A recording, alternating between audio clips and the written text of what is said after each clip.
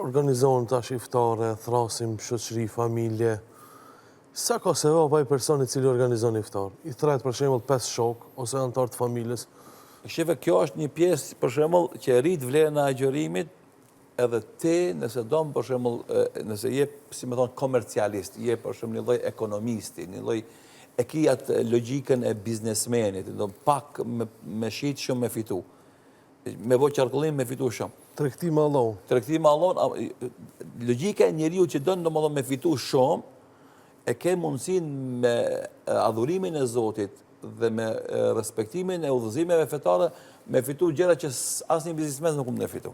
Se s'ka si fitore në dunjë.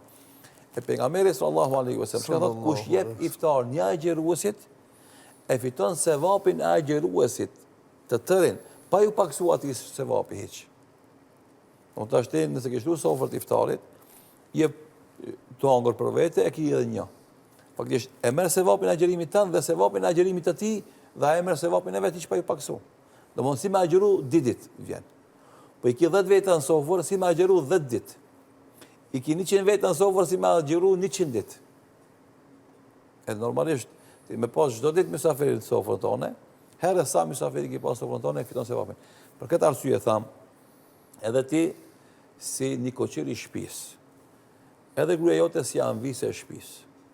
Asnjëherë nuk duhet me përtu në aspektin fizik personal, ose me kalkulu harxhimet në aspektin ekonomik financiar, e mos me shtru sofrat iftarit.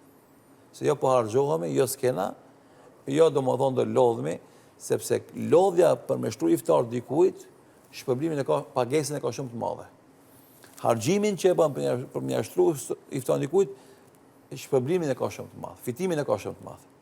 Dhe andaj nuk duhet me hezitu, sepse kush do që hanë iftar të ti, e fiton sevapin e ti tërësisht, pa ju paksuat i sevapi hiq.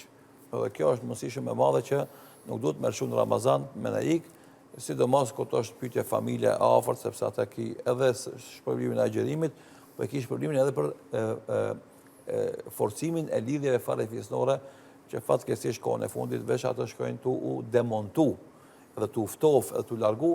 Ramazani, agjerimi është një mundësi e artë që edhe me familje mu afru, edhe lidhjet me to me ngrof edhe ma tepër, edhe respektin e tyre me tregu, po edhe sevapin prej këtij adhurimit me fitu.